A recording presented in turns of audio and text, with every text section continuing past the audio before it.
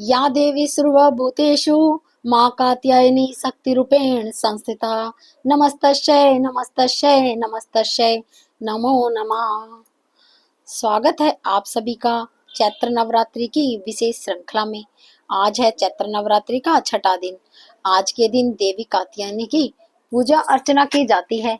देवी कात्यायनी का तेज सहस्त्र सूर्य को भी परास्त करने वाला है। उनकी 18 भुजाएं हैं, जिसमें यह भिन्न भिन्न प्रकार के अस्त्र शस्त्र धारण करती हैं। लेकिन आखिर उनका उद्भव किस उद्देश्य से हुआ था? तो चलिए आज चैत्र नवरात्रि के उपलक्ष्य में सुनते हैं देवी कात्यायनी के संदर्भ में एक विशेष पौराणिक कथा। पृथ्वी पर एक समय अत्यंत बलवान राक्षस था, जिसका नाम महिषासुर।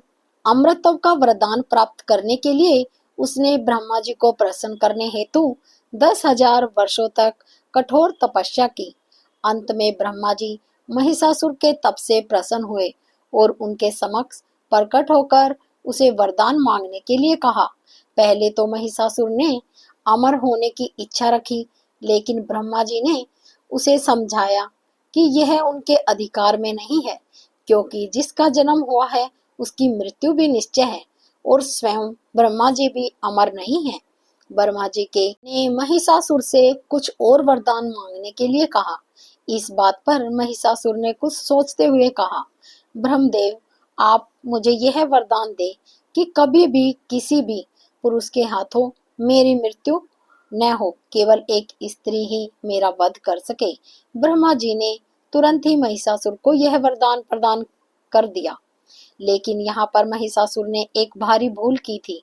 उसने यह सोच लिया था कि स्त्री तो सदैव निर्भर होती है, भला एक स्त्री उसका क्या बिगाड़ लेगी। और इसके बाद तो जैसे महिषासुर ने तीनों लोकों में हाहाकार मचा दिया। सभी देवतागण युद्ध में उससे परास्त होकर स्वर्ग लोक छोड़ने पर विवश हो गए। आखिर इस राक्षस का अंत कैसे होगा? सभी देवतागण इस पर विचार विमर्श करने लगे। यहाँ तक कि भगवान शिव और भगवान विष्णु ने भी महिषासुर से युद्ध किया, लेकिन ब्रह्मा जी के वरदान के कारण वो भी परास्त नहीं कर पाए। सभी देवी देवता एकत्रित होकर तीनों के समक्ष प्रार्थना करने लगे, जिन पर इस संपूर्ण ब्रह्मांड का कार्यभार है।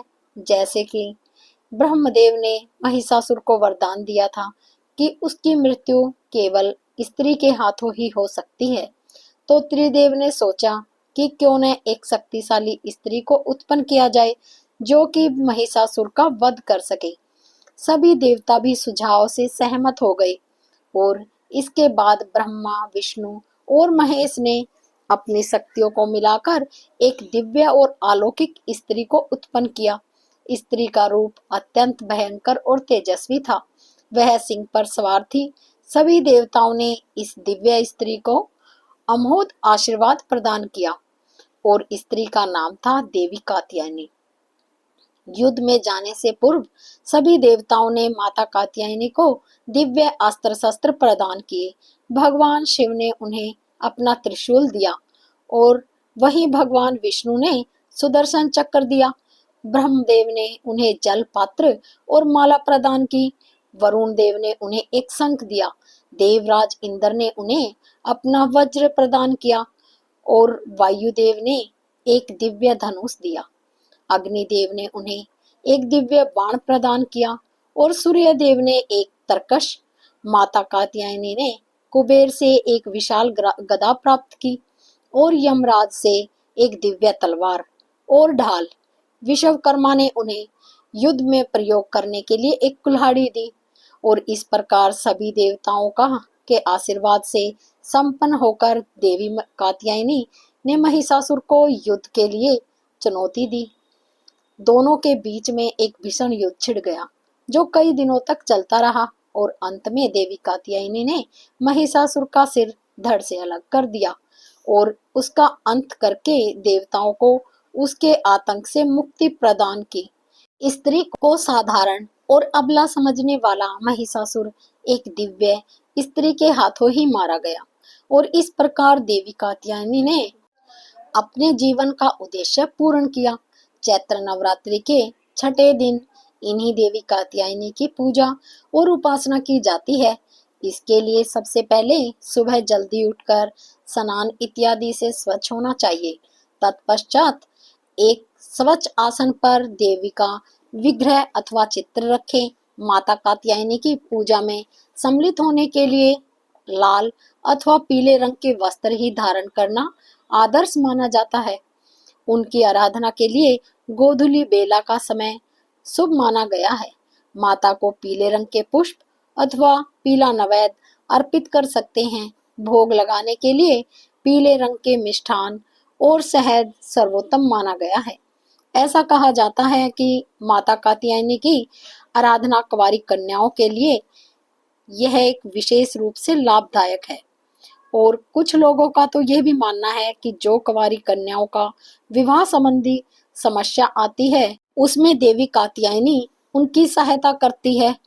और हम श्रीमद् भगवत में भी यह सुनते हैं कि श्री राधा रानी और अन्य ब्रज की गोपियों ने भी भगवान श्री कृष्ण को अपने वर के रूप में प्राप्त करने के लिए देवी कात्यायनी का व्रत किया था। देवी कात्यायनी का एक प्रसिद्ध मंदिर उत्तर प्रदेश के मथुरा जिले में स्थित वृंदावन में है। यह माता कात्यायनी का शक्तिपीठ के नाम से भी जाना जाता है।